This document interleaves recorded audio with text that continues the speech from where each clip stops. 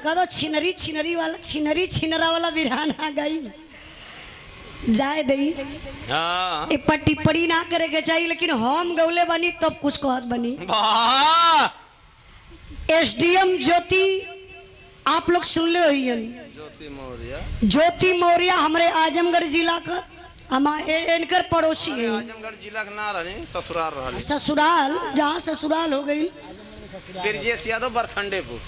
ब्रजेश यादव बरखंडे के धरती से बरखंडेपुर के धरती से ब्रजेश भैया की तरफ से 100 रुपए का पुरस्कार, बहुत बहुत प्रणाम आशीर्वाद के चाह रही।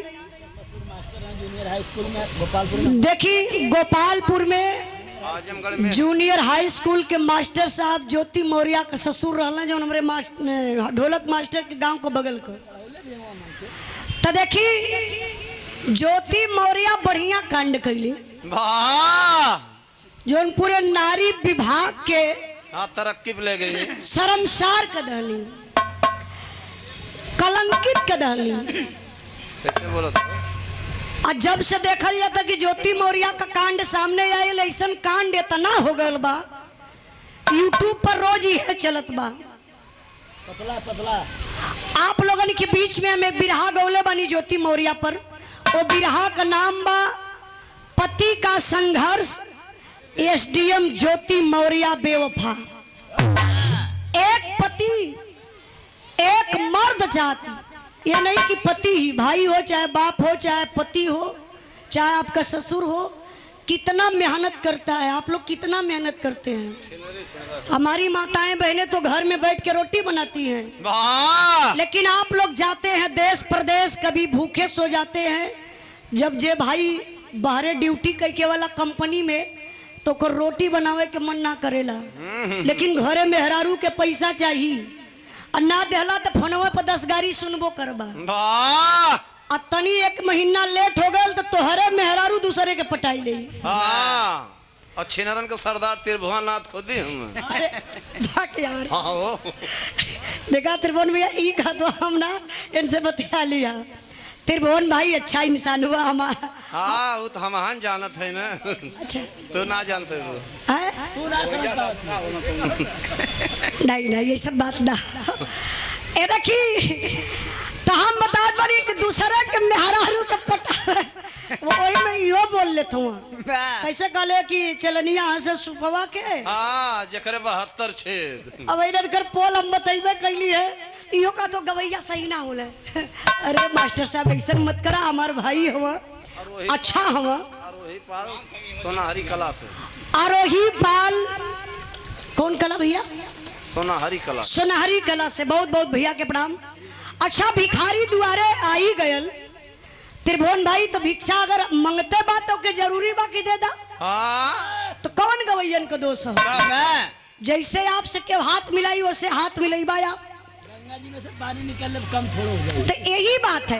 अब अच्छा आपो लोग में कमी हो, अपने मेहरारू को 10 रुपया देवे में लोग हिचकिचाइबा है, रोज लालिए लिपस्टिक लगाइबू और दूसरे वाली के जानो का चाहिए बताइया। सबका बोरा में रुपया भर के रखा है।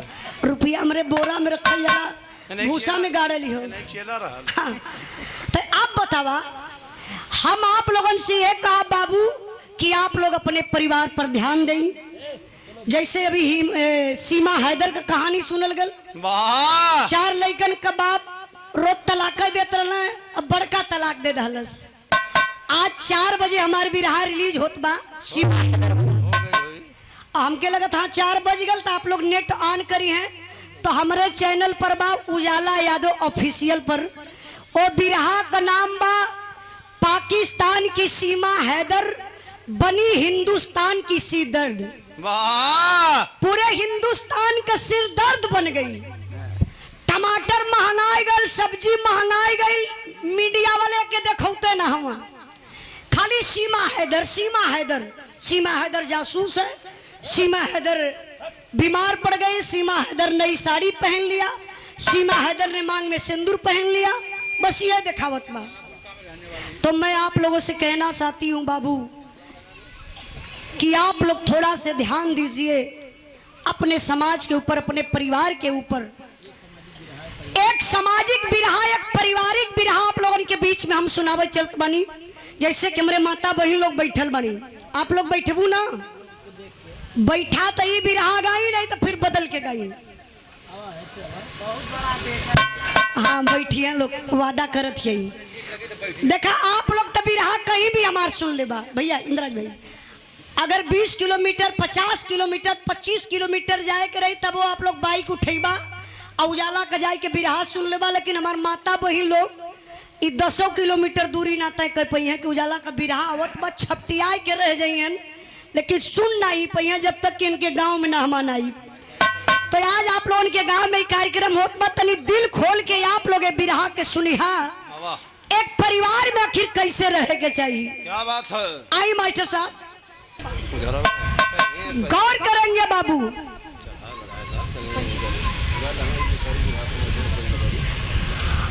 आई एक एक लाइन पर आप लोग गौर करी हन, कैसे मास्टर साहब।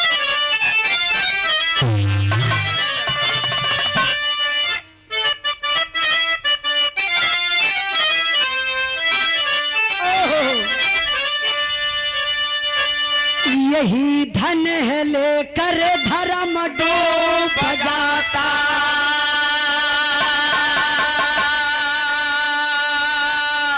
यही धन मुहब्बत पे खंजर चलाए,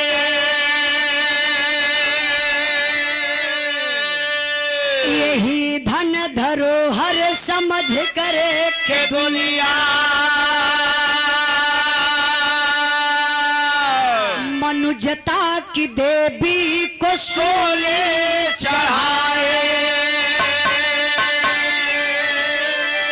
खुदा की खुदाई को क्यों छीनते हो, अहम की बहम तुम मिटा कर के देखो, अरे सदा घर उजारे हो नफरत न चाले,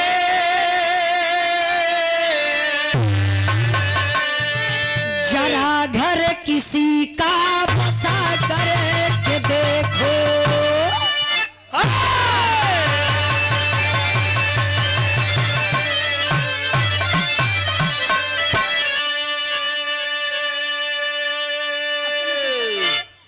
बिरहा के सुनने वाले भैया बाबू, ये हमारा वजिया आप लोगों के फरियाद था ना, साफ सुना था ना। हाँ पूछला पीछे ले जा था कि ना है, ये कौन पूछले के तरीका। हाँ लोग हुआ खड़ा, आप लोगों के भैया सुना था ना पक्का। आप लोगों के ये जौन गावत ही साफ फरियाद जाता सुना जाता बा। चलिए नहीं कहत हो सुनाता। गौर करेंगे बाबू, आज के जमाना में इंसान जितना अपने दुख से ना परेशान बा, उससे ज्यादा कहीं दूसरे का सुख देख के परेशान बा। आप काहे नया कुर्ता पहन ले बड़ा, हम सियाए ना पाई, सोचब कि तोहार फाड़ के फेंक दे। हाँ, ये हमार पूरी कोशिश रही कि ओके फाड़ के फेंक दे। लेकिन मैं आप लोगों से कहना चाहती हूँ बाबू, जितना मेहनत आप लोग कुर्ता फाड़े में लगेबा, उससे कम मेहनत में 4 गो कुर्ता सिया लेबा। जलो मत, बराबरी करो। आप बराबरी करेंगे तो शायद आगे निकल जाएंगे, और जलेंगे तो जल कर राख हो जाएंगे। इसलिए कहना है क्या,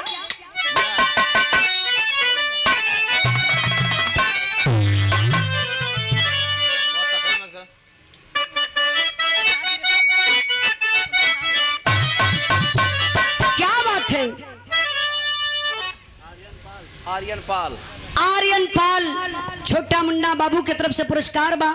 सबका आशीर्वाद लगे, पढ़ लिख के समाज में नाम रोशन करे। भैया यही सीधे चल जाता कि गाड़ी खड़ी बा, खाली को शीशवा इसे कह देता, कहे से वैसे चोन ही लगाता। चोने ना फोटो खींचत है, ऐसा सीधे चल जाइए। हाँ वही बाइक के हल्का सा शीशा कर दिया। गौर करेंगे बाबू, इस महफिल में हमारे कुछ मुसलमान भाई भी लोग हैं। एक लाइन आप लोगों में दे कैसे,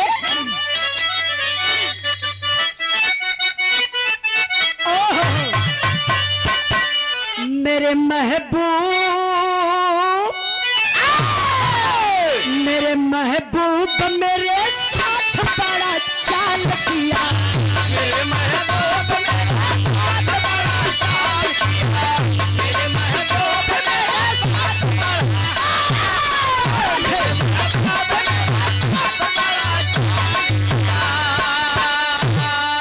प्यार मांगा था और प्यार मांगा था झोली में गम को डाल दिया प्यार मांगा था झोली में गम को डाल दिया प्यार मांगा था झोली में गम को भाव पर गौर करेंगे कहना है क्या देश की चोट देश की चोट से जीकर का शीशा टूट गया देश की चोट से निकल के शीशा टूट गया देश की चोट से निकल के शीशा बचा था जो कुछ बचा था जो कुछ तेरे जहां में लूट गया बचा था जो कुछ तेरे जहां में लूट गया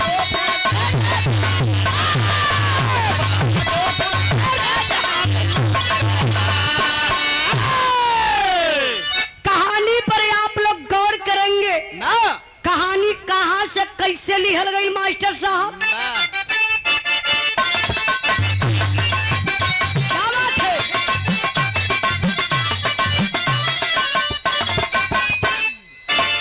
किसी की खुशहाली किसी का जिगर चोट करे किसी की खुशहाली किसी का जिगर चोट करे साथ की भावना मानवता पर विस्फोट भरे खुशी को छीन करके खुशियां मनाने वाले खुशी को छीन करके खुशियां मनाने वाले पुष्प को पाते ना चमन को चलाने वाले कहानी पर आप लोग गौर करेंगे बाबू अंकित पाल सोनारी से बड़े भैया अंकित पाल सोनारी के धरती से सम्मान के लिए भैया के बहुत बहुत प्रणाम आशीर्वाद कचा रही सब भाई के प्रणाम बा तनी आप लोग कहानी पर ध्यान दें बिरहा का मतलब मेन कहानी होला हाय हाय हाय बिरहा में सबसे ज्यादा आप लोग प्यार दुलार आशीर्वाद उजाला जात हो का हाँ 10-15 मिनट बैठा जगन्नाथ पाल खड़हरे से ए बिरहा के भाव पर सम्मान के लिए जगन्नाथ पाल खड़हरे खड़हरे के धरती से 151 रुपए का पुरस्कार दे करके आपके चरणों में बहुत बहुत प्रणाम आशीर्वाद कचा रही और श्री जियालाल पाल पूर्व लोनियापुर टिकरी के धरती से 100 रुपए का पुरस्कार देके आप सम्मान केलन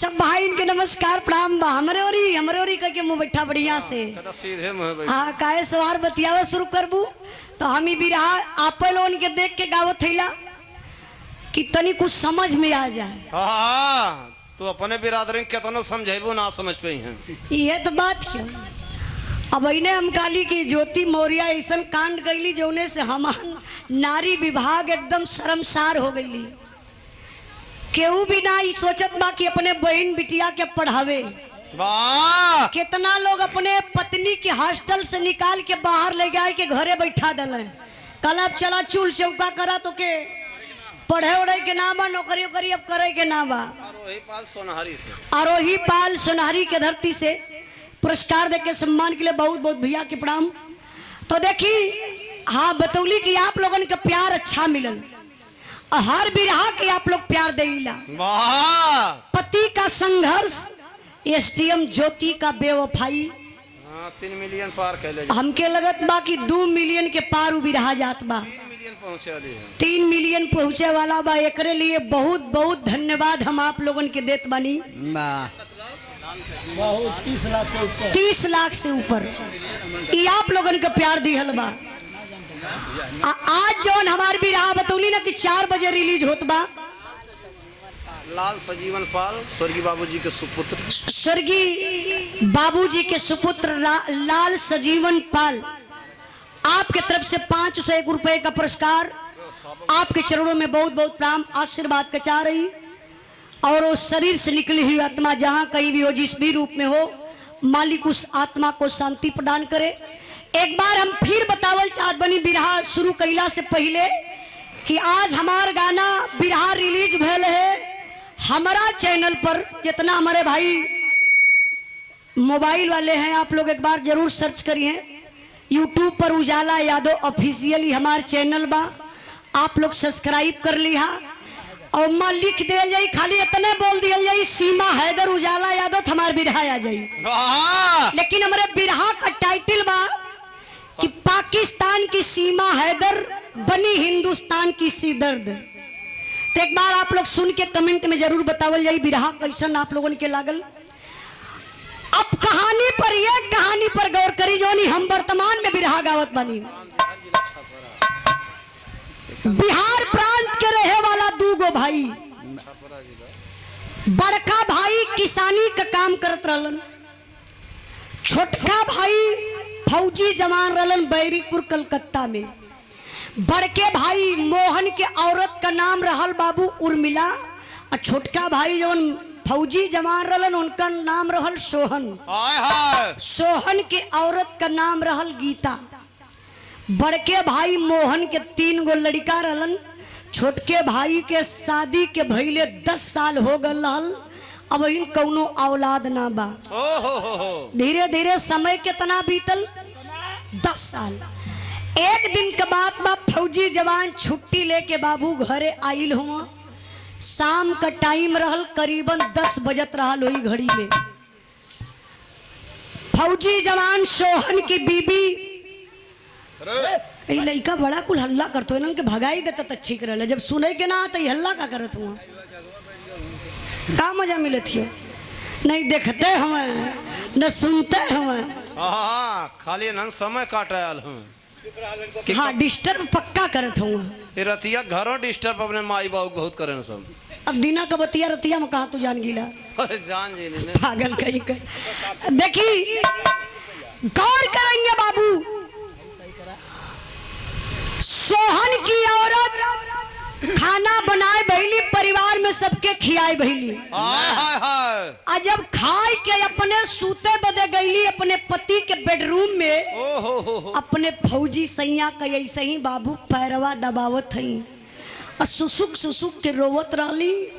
तबले आंसू का एक बूंद आंसू आके फौजी जवान के पैर पर गिर गए, नींद टूट गई। फौजी जवान उठ के चरपैया पर बैठ गई। कले रे गीता, पहले टाइम देखले कल घड़ी में 11 बजे था रात का टाइम, और तुम्हारे आंख में आंसू। जरूर इस आंसू का तो कुछ वजह होगी, क्यों रो रही हो बताओ क्या बात है। गीता बेचारी रोई के बतावत बा अपने दिल का दर्द है बाबू। का बतौले बा,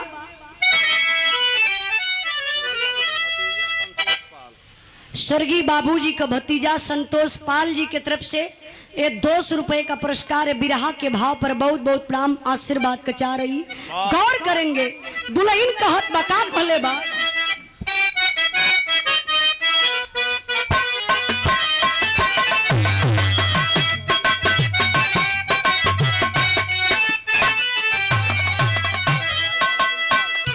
स्वर्गीय बाबूजी के छोटे भाई बालाजी पाल जी की तरफ से, बालादीन पाल जी की तरफ से दूसरा तीसरा पुरस्कार है 200 रुपए का पुरस्कार।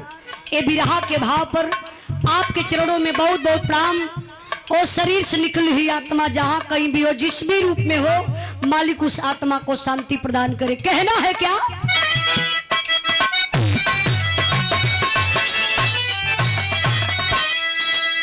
बाहुर लिया देता हमारा क्या किया,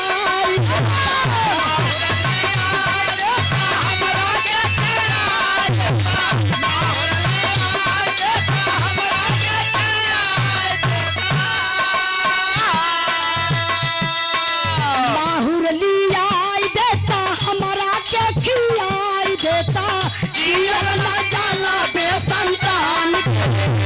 बतिया लहमान ओ पिया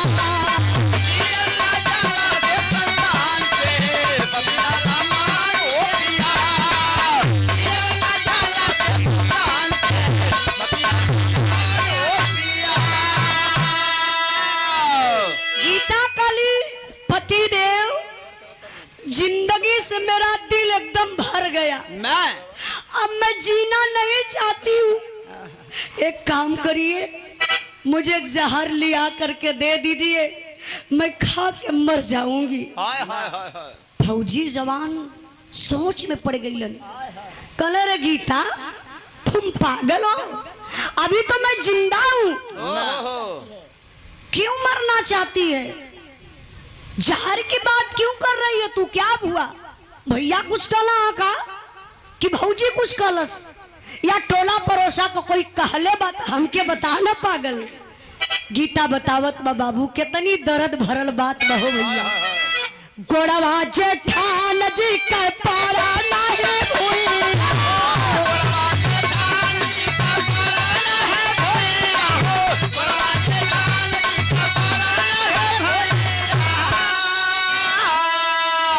हमारा खातिर मोन लिहला लखिया गोसैया हो,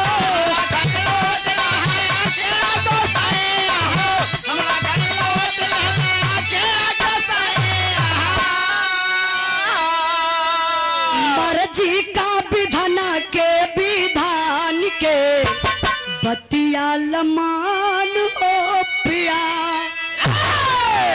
गीता गली पति देव पता नहीं मालिक कितना हमके दुख लिखले हुवन, का हम मालिक के बिगाड़ दली कि हमरे गोद में कौनो औलाद ना देलन।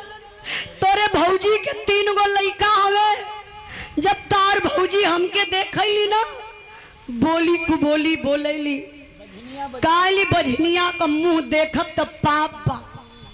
आप लोग जानी ला बाबू, मेहरारू ताना मारे में सबसे आगे होली। आप लोग बुरा मत मनिया, हर मेहरारू ना, लगभग कुछ मेहरारू ऐसन होली बस उनके सुबह शाम कुछ बात मिले के चाहिए, बस ताना मार के 2 बेरी 10 बेरी कहे के चाहिए। वही मकई रहल जलन खोर उर्मिला। गीता के जब देखे ना तो ताना मारे, का बझनिया ई औलाद ना देखलस त ई औलाद का हाल का जानी। एकर सुबह सुबह चेहरा देखला पूरा दिनवे खराब हो जाला। ए पपिनिया के तो मर जाए के चाहिए। पति देव ई ताना मेहना सुनत सुनत करेजा हमार फाट गयल। अब जिए के मन बिल्कुल ना करत बा। अब यही लिए कहत बनी जहर लिया के दे देता तो खाई के मर जाती। ताना मेहना सुने के ना मिलत। फौजी जवान अपने दुल्हन गीता का आंख के आंसू ऐसे पूछल, ए जे भैया गार्जियन तनी लइकन के हटा दे प्लीज। देखा लइकन से बड़ी मोहब्बत करीला, तबे भगावत हो ना। नहीं हटौले का रीजन ही है। देखा बड़ा डिस्टर्ब हवान बैठा था, हम डांटल ना चाहते ला। साउंड और बैठा था। अब जे बोली अपने गाड़ी में भड़ब लेके चल जाई घरे। ए भैया एक काम करे, एक लइकन के एक बोरा में भर ले जाता। हाँ अब बोरा में भरब जे बोली ज्यादा डटल है भैया, डटल। हाँ सही में बड़ा डिस्टर्ब करत हो लइका सब। पंचायत बना दले हुआ तोहर भाषा में ना समझ पाओ।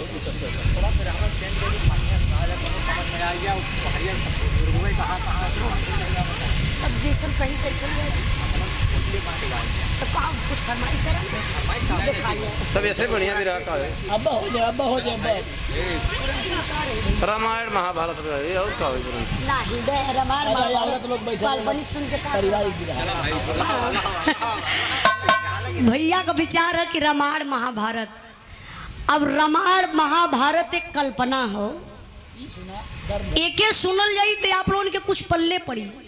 रामायण महाभारत का बात मान के का मान तक गाई देवे, मन के पास पिटारा हो जो उनका बात तो गा दिए का। तो बुजुर्ग लोगन के रामायण महाभारत चाहत बा तो चला एके सुन ला, अधी ले कर दले बनी। और नहीं तो सबकर विचार होई तो यही हम रामायण शुरू कर दे। कहो जदा चले दई। अच्छा अच्छा चला चला, दो चार जने ऐसा होना देखा ई ऐसा महफिल होले। अब इतना जने हुआ, सबके दिल का बात हमारा अकेले थोड़ी ना कर पाई। केहू के महाभारत पसंद, केहू के रामायण, केहू के कांड, केहू के वीर रस, केहू के लोरिकान, केहू के आल्हा खंड, केहू के अदर कांड। तो ए लिए सबकर वाली ना हो पाई। पहले जो गावत है ला के सुनला, फिर फरमाइश करिया वैसन बिरहा आप लोग सुन लिया। गौर करेंगे बाबू, बिरहा कहाँ पहुंचल बा। फौजी जवान अपने दुल्हन के समझावत बा। का समझौले बा मास्टर साहब? क्या बात कि गीता दुल्हनी आके फौजी समझावेला। अरे गीता दुल्हनी आके फौजी समझावेला। पार करिए हमहन के बुढ़ैया गोरी हो, तीनों भैया के दूल्हा। तीनों भैया के दूल्हा।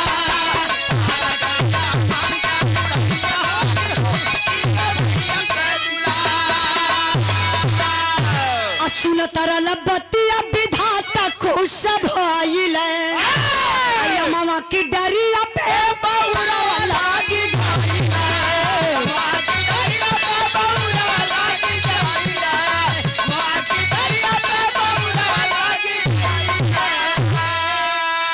अरे पड़ी जबया धजल में नेवरिया गोरी हो, तब गोसैया करी है पार।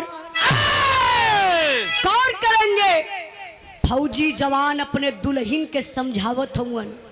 कल रे पगली गीता, हमरे लड़का ना हम तका हई भैया के 3 गो लड़का हवा ना, ले चल के तीनों लड़कन का सेवा करा, सम्मान करा ना।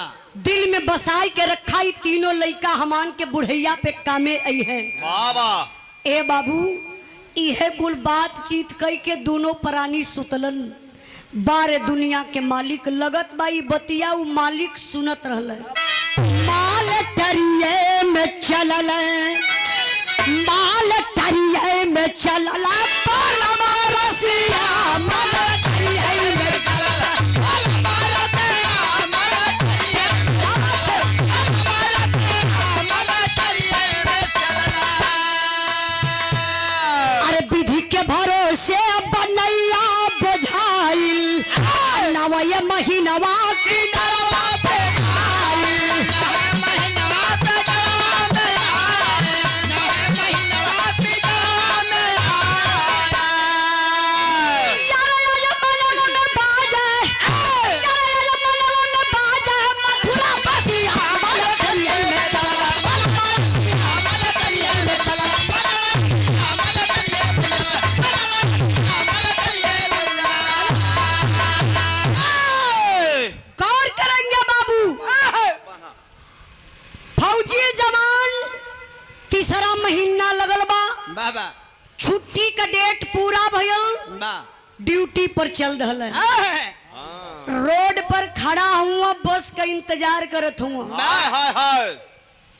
जैसे परदेसी परदेश जाला तब परिवार को लोग पहुंचावे जाला, वही तरीके से सोहन अपने दुल्हनिया गीता के समझावत हुआ। गीता, भगवान ही पत्थरे पर दूब उगौले हुआ। कहीं भी केहू के बाबू अगर 2 साल 4 साल 5 साल के बाद औलाद देला ना, केहू के गर्भ रुक जाला, तो लोग कहेला कि इनके पत्थरे पर दूब उगल बा। यही तरीके से फौजी जवान अपने दुल्हन के समझौलन, अपने भौजी के समझौले उर्मिला के। काले की भौजी देखा, अगर काम काज में अगर तनिको गीता के अस्कत लगी, तनिको प्रॉब्लम देखिया, तो थोड़ा से हाथ होत बढ़ा दिया, कोनो तकलीफ गीता के पड़े न पावे। आई अपने भाई मोहन से कहले, भैया टाइम टाइम से गीता का इलाज करा दिया, हम तो ड्यूटी पे जाते ला, अगर कोनो ज्यादा प्रॉब्लम रही, हरनवा तनी कम करा दे यार, हरन कम करा, हरन हल्का कम करा भैया। का अगर तनिको प्रॉब्लम कम होई, दिक्कत तबीयत ज्यादा होई गीता के तब फोन कर दिया हम छुट्टी लेके घरे आ जाई। इतने में बाबू बस आई गई, फौजी जवान बस में बैठलन, पहुंचले कहाँ? अपने ड्यूटी पर कलकत्ता, बैरिकपुर कलकत्ता में। यार समय बीते लगल 3 महीना से 4 महीना 5 6 7 8 9 9वां महीना लगल बा, प्रसव की बेला है, मतलब डिलीवरी होने वाली है। पेट में काफी दर्द बा, ब्लड चल रहा है, परेशान है बेचारी गीता। यही में बाबू उर्मिला के बिस्माद पैदा हो गए, गीता के जेठान के। ओके बिस्माद का पैदा भयल। गीतवा के शादी के भइले 10 साल हो गए, और 10 साल के बाद करे कौनो बच्चा पैदा होत बा, चाहे बिटिया होई चाहे बेटवा होई, ई आधा हिस्सा बटवाए ले। अभी है सोच के बाबू उर्मिला गीता से कह ललस झगड़ा, आ झगड़ा कई के उर्मिला चली गई नैहरे। फोन कह के अपने पति मोहन के बुलौलस, अब मोहन के बुलाए के लगल ही है स्क्रू पुन कर कस है। कलश कहो तोरे आंख से कुछ दिखाला कि ना? गीतवा के शादी के 10 साल हो गए, तो गोल मार दलस। बच्चा पैदा होके वाला बा, चाहे बिटिया होई चाहे बेटवा, आधा हिस्सा बटवा लई। हाई तोहर तीनों लइकवा का करी है, राखी माटी चाट के जीवन बितैयन। मोहन कहले अरे पागल उर्मिला, सोहन हमार छोट भाई बा, भगवान के घर से आधा सोहन का हिस्सा बटल बा, जे आई अपनी किस्मत से खाई रे पागल। चल चल घरे चल, डिलीवरी होके वाली बा गीता के, परेशान बा गीता। ये तने में बाबू गुस्सियाई गई उर्मिला। काल जला मर्द लोगन के कौनो कमजोर नस होले, जौने मर्दे के मेहरारू कमजोर की नस के पकड़ रहलस, वह मर्दे के जिंदगी चौपट हो जाले। हाँ, हमरे में एक जने का पकड़ाई लियो, जो ने हरियन टेरिया बोलत रहला है। कुछ होई उनकर मेहरारू 100 नंबर फोन करी, 100 नंबर पे फोन कर, पुलिस आ गई, ले जाई उनके 2-4 दिन ठेल दे जेले में, जा वहीं रोटी खा। तो ये लिए आप लोगों से कहा था कि तनी अपने कमजोर नस के आप लोग बचाए के रखल कहीं।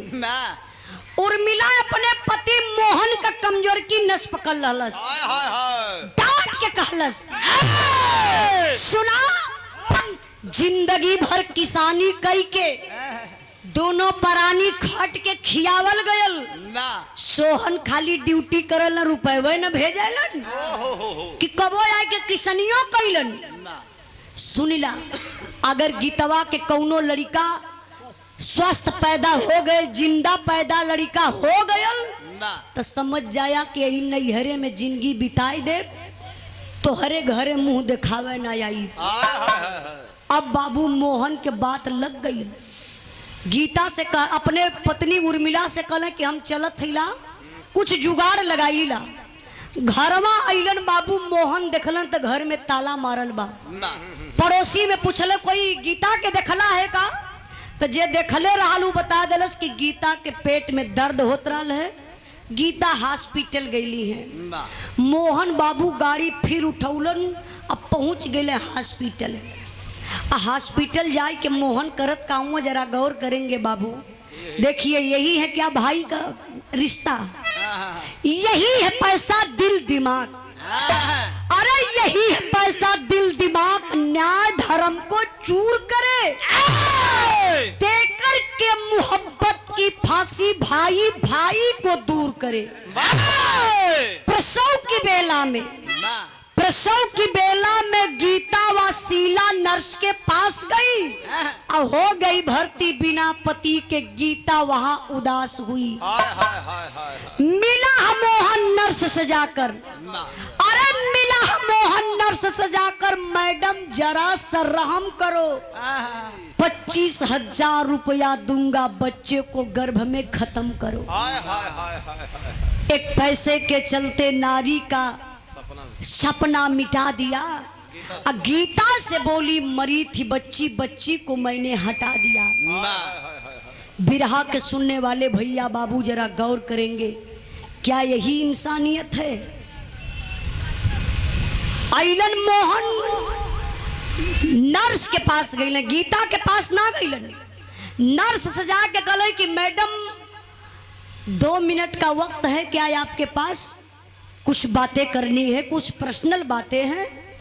और नर्स बोली हाँ सर बोलिए ना। एक तमाचा दे देता है, इतने बड़ा बड़ा लोग हुए। देखा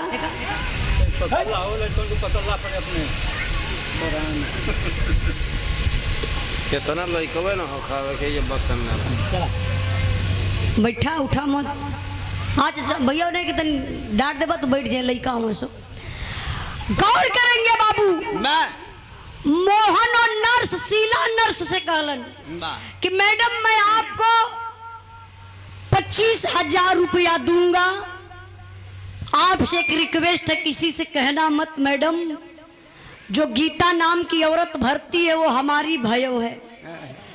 प्लीज मैडम आप उस बच्चे को गर्भ में ही खत्म कर दीजिए। अब नर्स आ गई पैसे के लालच में। लोग कहला कि पैसा कमाई पहाड़ तोड़े ले, पैसा में बड़ी गर्मी बा। अभी पपिनिया नर्स का कैलस 25,000 रुपया ले लालस, एगो इंजेक्शन लगौलस बेहोश होके कर। गीता बेचारी बेहोश हो गई अर्ध चेतना में। उसी अवस्था में बाबू बच्चा गीता को पैदा हो जाता है। और जो बच्चा पैदा हुआ तो स्वस्थ जिंदा बच्चा पैदा हुआ, वो था बेटा।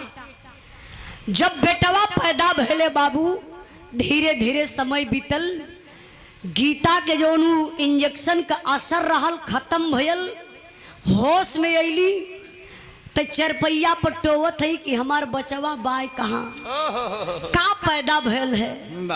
खुशी बा बचवा ना मिलल चारपाई पर। बाबू शीला नर्स के बुलाए के गीता पूछे लगली मैडम मेरा बच्चा कहाँ है?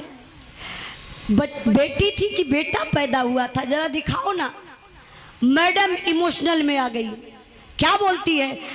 गीता मैं क्या बताऊं, बड़े दुख की बात है, बेटी पैदा हुई थी और मर गई थी।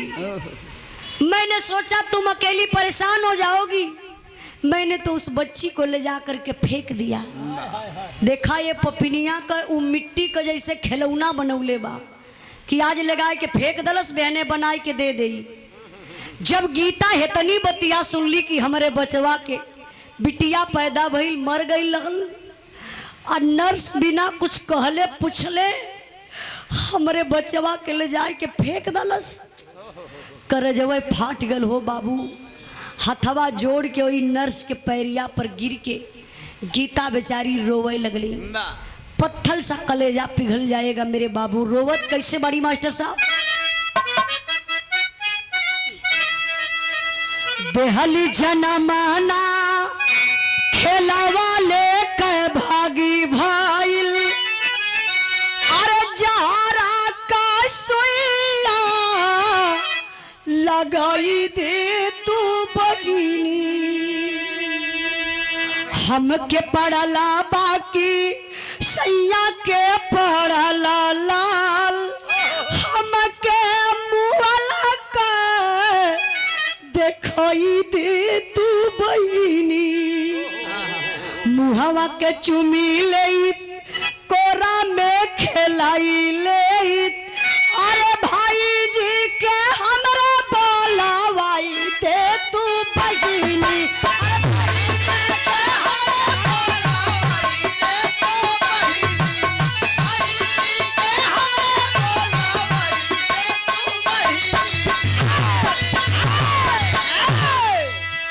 रोती है बेचारी गीता कहती मैडम मैं मर जाऊंगी, प्लीज मैडम। 10 साल के बाद बच्ची पैदा हुई मर गई। मैं कितना बदनसीब हूं कि मेरे देखने की भाग नहीं हुई।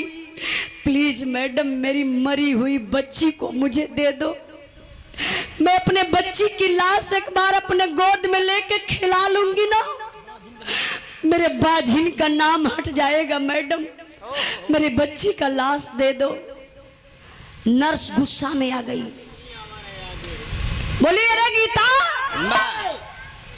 मैंने तुम्हारे साथ हेल्प किया, मैंने तो मदद किया। अरे मैं बोल रही हूँ कि बच्ची पैदा हुई थी, बिटिया थी, मर गई थी, क्या करोगी? उस लाश को लेकर के परेशान हो जाओगी? गीता काली नहीं मैडम, मैं परेशान नहीं होंगी। मैं एक बार अपने बच्ची को अपने नजर से देखना चाहती हूँ।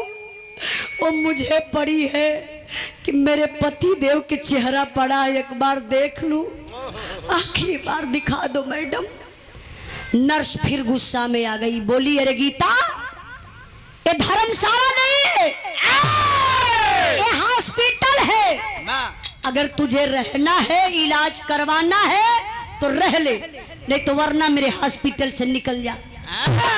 गीता कली मैडम मैं चली जाऊंगी, मेरे भाई जी को बुलवा दीजिए। भाई जी कौन? गीता का जेठ, जेके लोग भसुर कहेला। मोहन के संदेशा भेजवाए के बाबू शीला नर्स बोला ललस हॉस्पिटल पे। अब मोहन अइलन तक करत का हुआ, बनावटी रोवे शुरू कैलन। तो मोहन अब नर्स के पास ना गइलन, डायरेक्ट अपने भयो गीता के पास जाए के बाबू अंकित के लड़के आरोही पाल, अंकित भैया के सुपुत्री आरोही पाल जी की तरफ से पुरस्कार, बहुत बहुत नमस्कार सब भाई, इनके प्रणाम बा। जयपाल कस्तूरी, जयपाल भैया कस्तूरी की धरती से 200 रुपए का पुरस्कार, 1 करोड़ के भाव पर बहुत बहुत प्रणाम आशीर्वाद कचा रही। करण पाल बड़े भैया जी की तरफ से 51 रुपए का पुरस्कार, विराह के भाव पर बहुत बहुत प्रणाम आशीर्वाद कचा रही। गौर करेंगे मेरे बाबू, अब मोहन अइलन तो गीता के पास जाए के करत कहूँ, जरा आप लोग गौर करिएगा, क्या यही भाई का फर्ज होता है? क्या कैलन? अरे मोरे राम, मनावा जहिया पैसा पर बिकी, धर्म इंसाफ वही का सुत जाई का फनवा।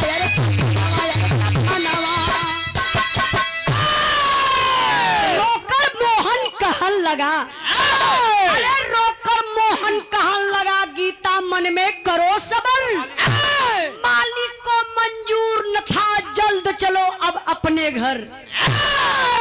मोहन का देखा, कल गीता मुझे पता है जो नहीं होना चाहिए वो हो गया तुम्हारे साथ।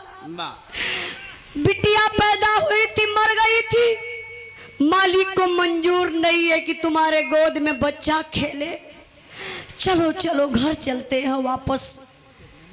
गीता बेचारी टूट गई और बड़ा भरोसा था भाई जी पर, आएंगे कुछ मदद करेंगे, लेकिन भाई जी कह रहे हैं कि जो होना था हो गया, चलो घर।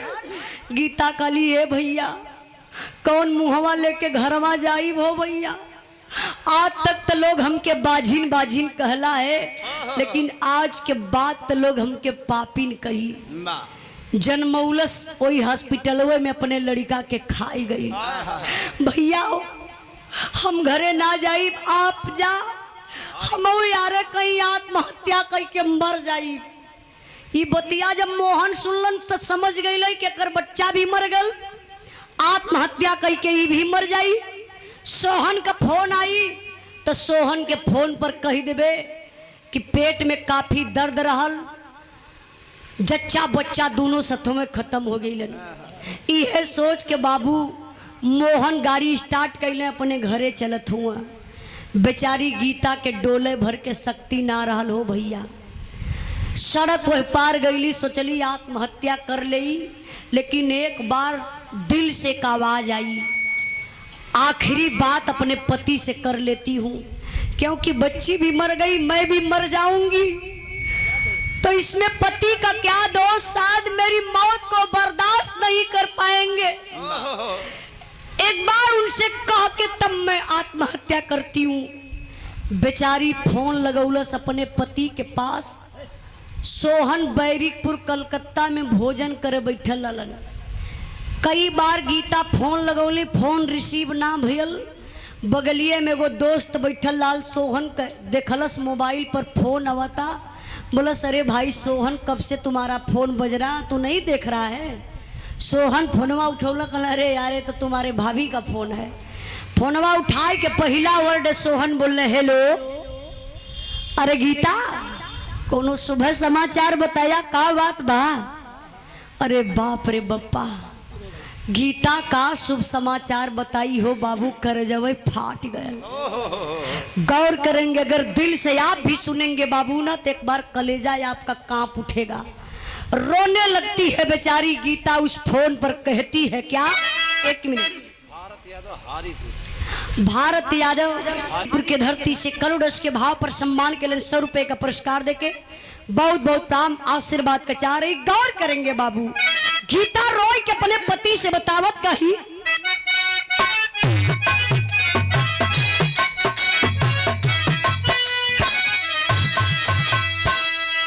अरे का हम बताई सैया, का हम सुनाई हो, का हम बताई सैया, का हम सुनाई हो, पाटा या सुबह समाचार हो।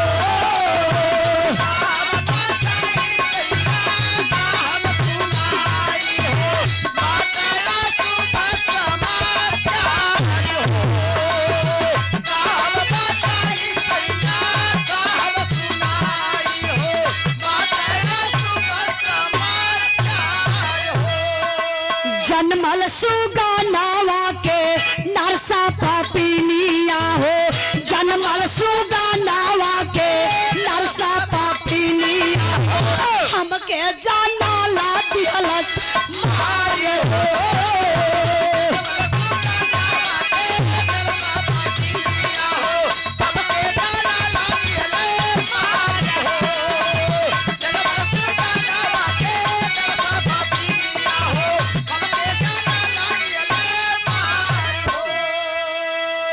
जनमल कराल हमरे हमके देखवल नहीं, भैया तोहार कवरो जुगती लगवल नहीं। जबले ना आवत बाटा तब पहले जियत बानी, जबले ना आवत बाटा तब पहले जियत बानी, ते भाई पारा नवानी साथ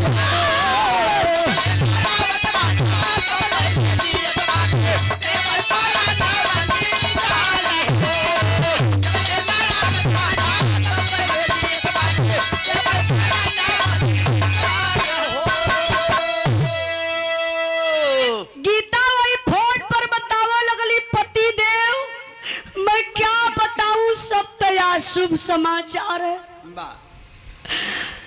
बच्ची पैदा हुई थी, मैं अर्ध चेतना में थी, मुझे याद है। बच्ची जब पैदा हुई तो रो रही थी। मुझे शक है ये पापी नर्स मेरी बच्ची को जानबूझ के मार डाली। फौजी जवान के पैर तले से जमीन खिसक गई। अरे गीता तुम क्या कह रही हो? बच्ची पैदा हुई थी, मर गई थी, और नर्स बिना पूछे बिना बताए उस बच्ची को फेंक दिया। भैया से ना कलू, भैया के ना पता बाका। गीता कली पति देव भाई जी अइलन, कौनो उपाय ना लगौलन, लेके हमके घरे जात रहला। हम कली घरे ना जाई, आत्महत्या कर लई। आखिरी हमार तो हर बात बा, जैसे ही फोन कटी आत्महत्या कर ले, अब दुनिया में जी अब ना।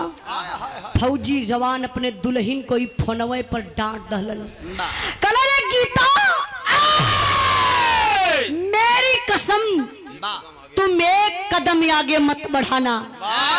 सुन मेरी बात, फौजी जवान अपने दुल्हन से कहलन का,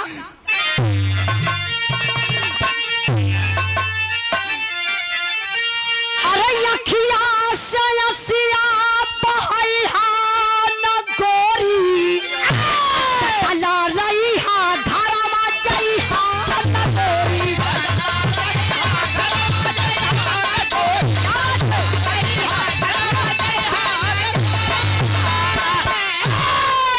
अरे किस्मत का कागज कोई कैसे फाड़ी, सली हलावार दी पकड़ ली हलाई गाड़ी।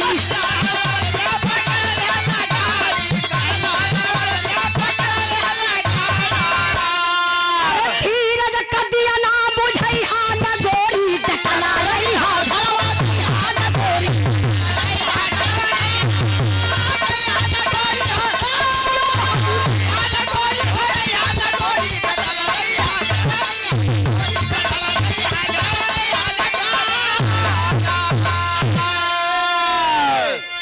बारे फौजी जवान अपने दुल्हन के समझावत हम फोनवे पर, काले गीता तुम टेंशन मत लो, अभी मैं जिंदा हूँ, मैं तत्काल छुट्टी मारता हूँ और तुम्हारे पास में पहुंच जाता हूँ।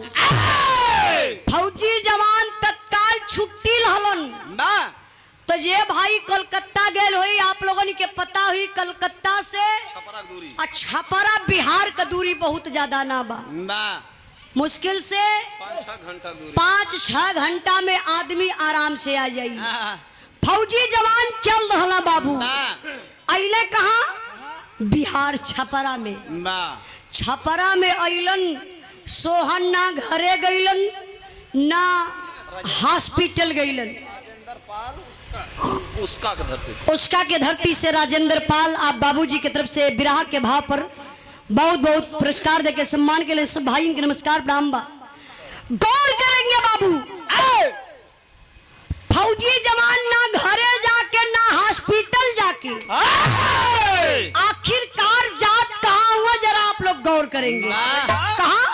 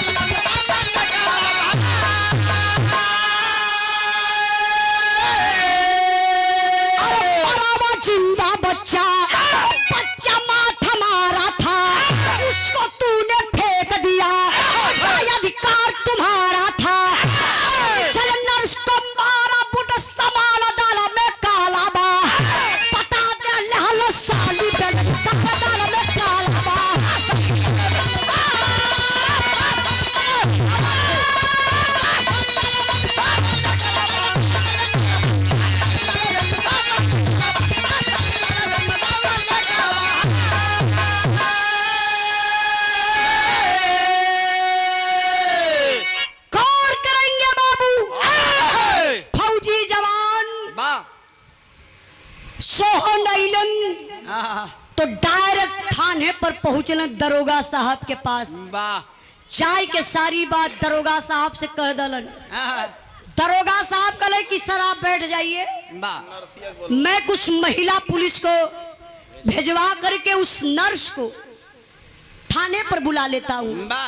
कुछ महिला पुलिस जाती है बाबू, ले करके वो शीला नर्स के थाने पर आ गई। यहाँ का सिचुएशन का बा, यहाँ दरोगा साहब का कुर्सी लगल बा, यहाँ समन्वय ठीक नर्स पापिन का कुर्सी लगल, वही के बगलिए में सोहन फौजी जवान का कुर्सी लगल। ऐसे ही एगो पर्दा रहल, वही पर्दा के आड़ में लोग गीता के बैठा दिले बा। फौजी जवान सवाल करता है उस नर्स पापिन से, देखिए दिमाग, बोला मैडम ये बताओ जो गीता नाम की औरत भर्ती थी वो कैसा मामला था, बच्ची क्या हुआ था, कुछ तो बताओ। फौजी जवान कह रहा है, अच्छा तो वो कम दिमाग का नर्स ना बा, वो कंफ्यूज करत बा। कल अरे साहब मैं क्या बताऊं, वो जो गीता की बात कर रहे हैं ना, हाँ हाँ डिलीवरी केस ना, अरे साहब वो तो बेचारी विपत की मारी महिला है, अकेले बेचारी हॉस्पिटल आई थी साहब, मैंने तो बेचारी का बहुत मदद किया साहब। बच्ची पैदा हुई थी, वो मर गई थी साहब, मैंने देखा कि बच्चा बेचारी परेशान हो जाएगी, उस बच्ची को ले जा करके मैंने फेंक दिया। अरे फौजी जवान चढ़ले एड़ा मरलन, साली मराठा बच्चा, वो जिंदा बच्चा था, वो बच्चा माथा मारा था, उसको तूने फेंक दिया, क्या अधिकार तुम्हारा था? काला ये बताओ, मर गया था बच्चा या वो जिंदा था? क्या तुम्हारा अधिकार है उस बच्चे को फेंकने के लिए? तुम्हारे हॉस्पिटल में किसी का परिवार अगर मर जाएगा तो उसकी बॉडी को तुम फेंकोगी या उसके परिवार के हवाले करेगी? अब ये समझे में ना होता कि करी तो करी का। फौजी जवान बेल्ट निकलस और निकाल के 4-6 बेल्ट हनलस, लगनी दवाई का पर्चा बना हुआ है। एक करताल दे दे लगे बनैबा। जब 4-6 बेल्ट लगल बाबू ने तब तीर मिठाई के लगली नाचे वही कुर्सी पर से गिर के। काली साहब मरिया मत, बड़ा चोट लगत बा। फौजी जवान कला साली जल्दी बताओ बच्चे के तूने क्यों मारा, अब क्यों फेंका, मैं ये जानना चाहता हूँ। अगर नहीं बताती है तो हाथ में बेल्ट है, समझ ले इतनी धुलाई करूंगा ना, इतनी धुलाई करूंगा तुरंत MBBS की डिग्री पा जाओगी कि हॉस्पिटल पर जाने लायक नहीं रह पाएगी। वाह, तो गांव में बूढ़ पुरनिया लोग कहला कि मार के आगे भूत भागेला। जब 4-6 बेल्ट लगल बाबू तब तक गनगनाई के नर्स हिल गई, डराई गई, हथवा जोड़ के कलश हे साहब अब एको बेल्ट मत मरिया हो साहब, साफ साफ बता दे साहब काहे बचवा के मरली, कहाँ फेंकली, का कैली? फौजी जवान कहना जल्दी बताओ।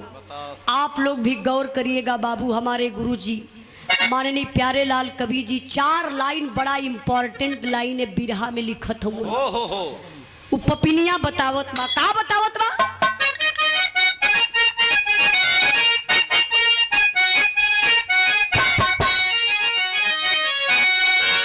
भाई के आगे मौत भी आइले दुनिया में बाबू,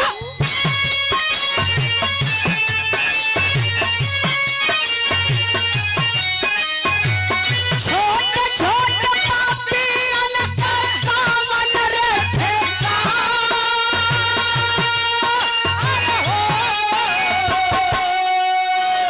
टूट गई नरसा कुलबा पावई जहरवा बाबू,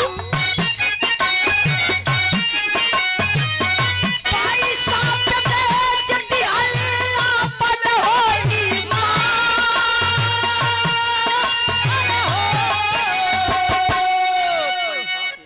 कल ये साहब जिंदगी का बहुत बड़ी गलती कैली साहब, एमा हमार तनिको गलती ना बा साहब, पैसा पर आए के हम इतनी बड़ी गलती कैली, हमारी ईमान खराब हो गल साहब। पैसा पे सिर्फ फौजी जवान कल पैसा कौन दिया पैसा, कैसा पैसा? तब वो पपिनिया बतावत बा कैसन पैसा? बस तो हर बड़का भैया देहल हम के रुपया साहब, काल भैल मारा बाटे बाबुआ गजा।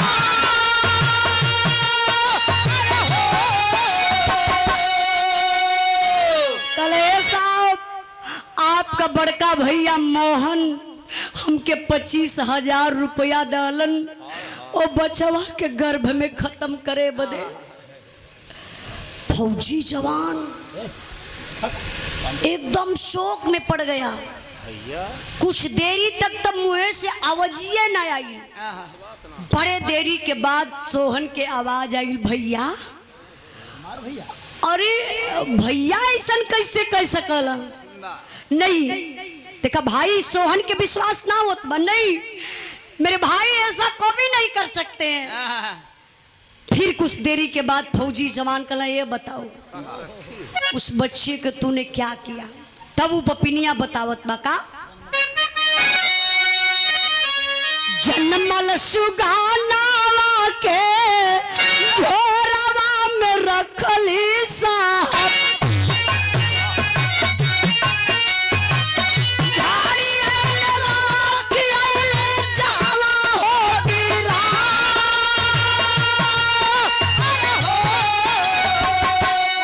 पुलिस फोर्स साथे चलली नरसऊ पपिनिया बाबू।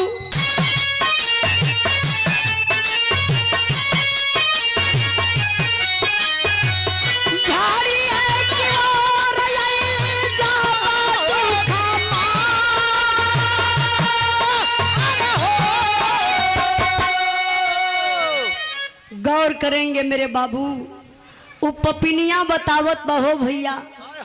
कल साहब सही सही बोलत थैला साहब, जवन कातरली बिटिया बिटिया ना हो साहब, गीता के बेटा पैदा भला मरल ना रालो साहब, जियत रालो साहब। फौजी जवान के आंख से आंसू छलक आया। जिंदा था, बेटा पैदा हुआ था। अच्छा तूने क्या किया? कल साहब जियते बचवा के प्लास्टिक में लपेट के बोरा वाले झोरा में रख के ले जाए कोई झड़िया में फेंकवा दली हो साहब। बाप रे बाप, कलेजा हिल गया फौजी जवान का। आवाज बंद हो गई। कुछ देरी के बाद फिर हिम्मत जुटाया फौजी जवान, बोलता है चलो तुम बताओ कहाँ किस झाड़ी में फेंकी हो। पुलिस प्रशासन के लोग, महिला पुलिस, उन नर्स पापिन आगे आगे चलत बा। आप लोग जैसन आम जनता, अगर आप लोगों के कहीं खबर मिल जाए कि जियत बच्चा के कोनो नर्स ले जाए के झाड़ी में फेंकले बा, तो आप लोग दिन रात ना देखबा, पैदल चल देबा, पहले पता लगावे। वही तरीके से पब्लिक जुटल बा, सब लोग चलत बा बाबू झाड़ी के किनारे। माई के पता चलल गीता के कि हमरे आल्हर सुगवा के, हमरे आल्हर बचवा के पपिनिया यही झड़िया में फेंकले बा। पूरी भीड़ के बाबू ऐसे चीड़त फाड़त सबसे आगे गई। गीता गईली वही झाड़ी के किनारे और देखत है लमोए से बाबू झोरवा तर रहल हो। झोरा दिखाई दे रहा है, लेकिन गजब ही हो गए कि वो झोरवा की यारी यारी ऐसा दृश्य देखे के मिलल जो उन करजवे फाट गल हो भैया। वो दृश्य का रहल मास्टर साहब,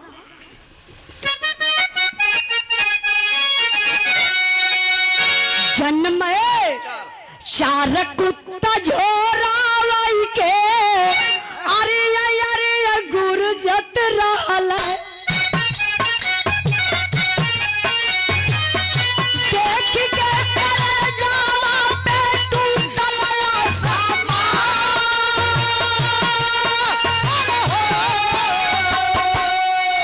झोरवा के पास अइली लड़का के मतरिया बाबू। झोरवा में जियत रहल सुगला हो माता।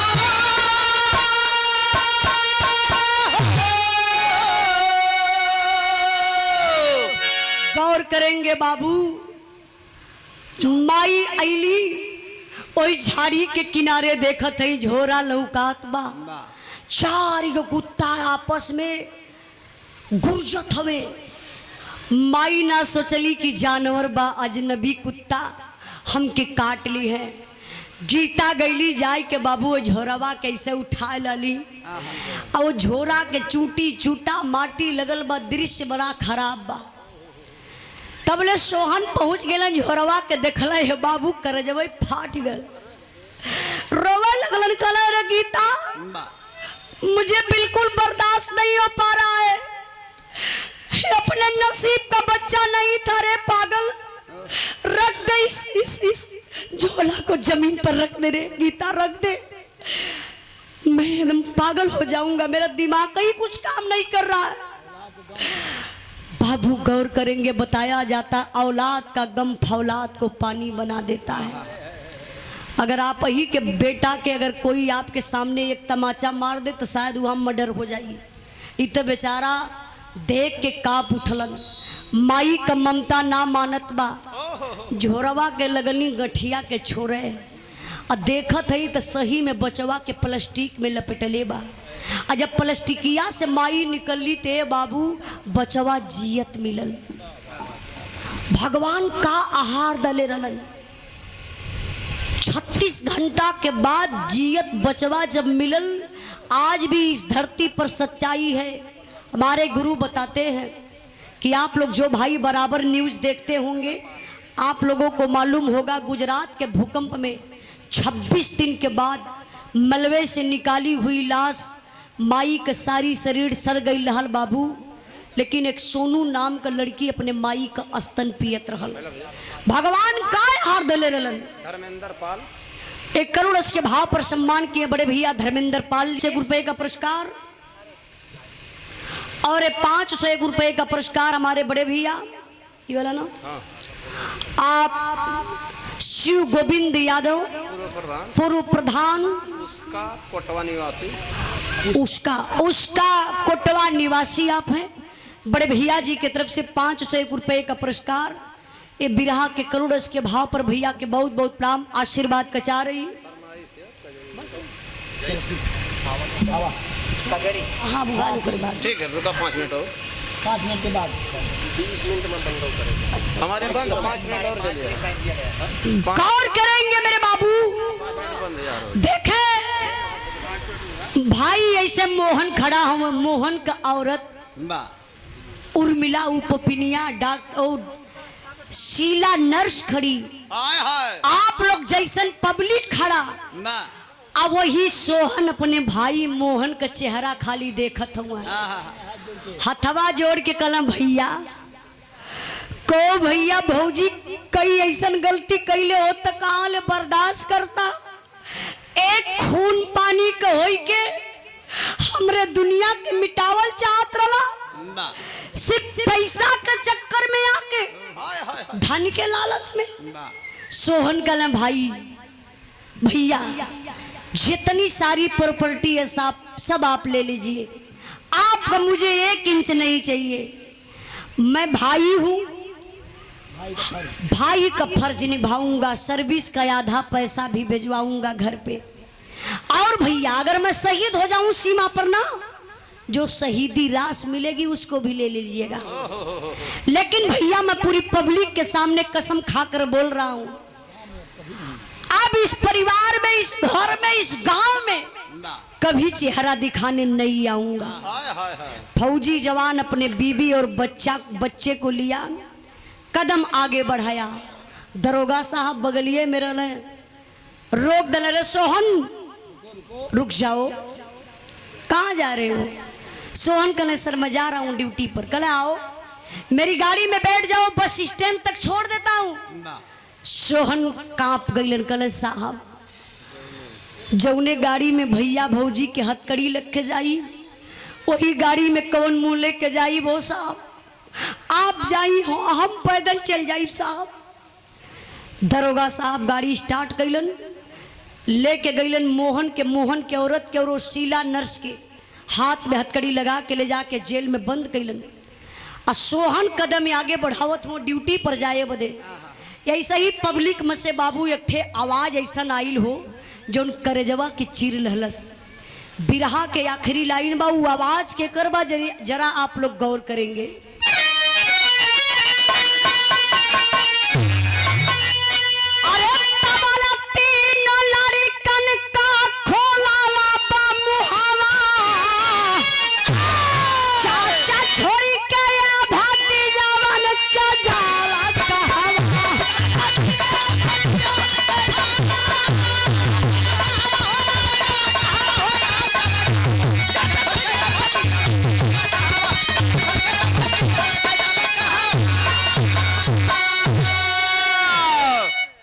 करेंगे बाबू।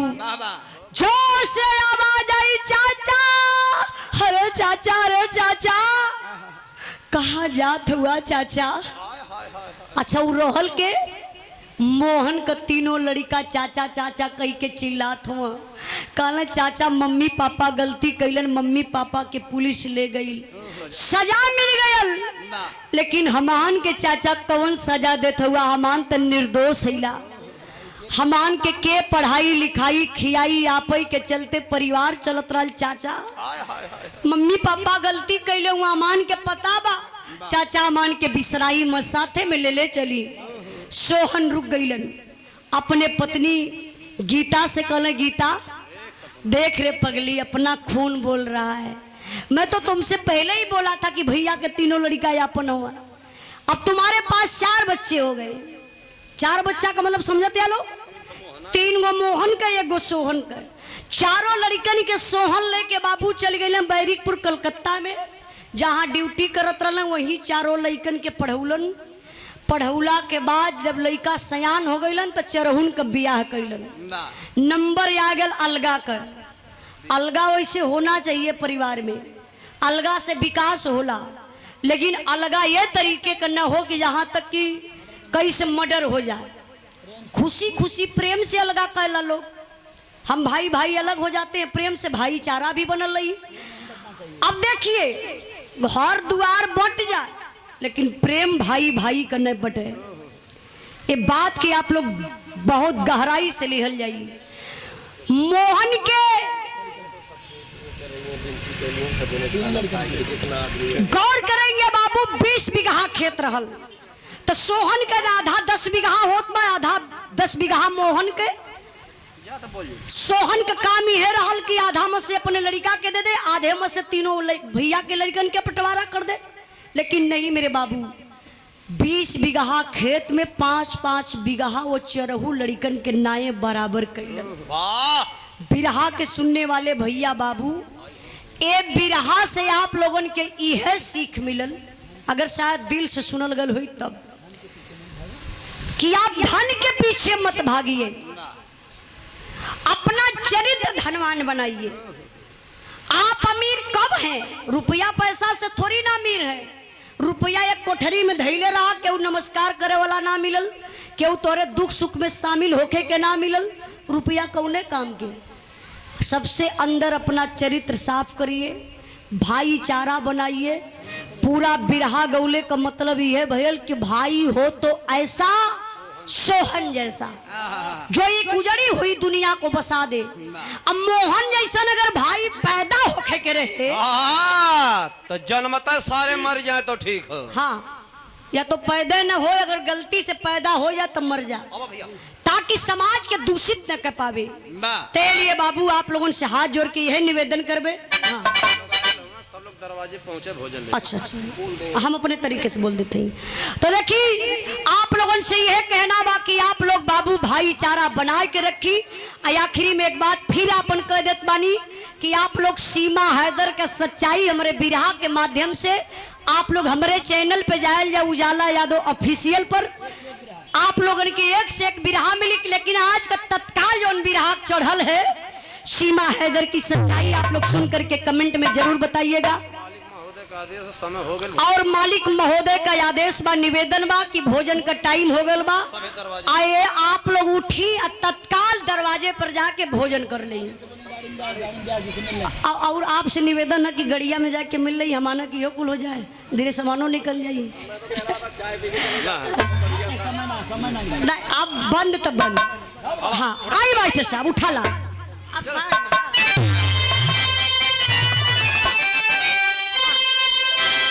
अरे मनवा चाहिए पैसा पर बिकी, उजाला प्यार नाल दुनिया मारी नवा चाहिए पैसा पर बिकी।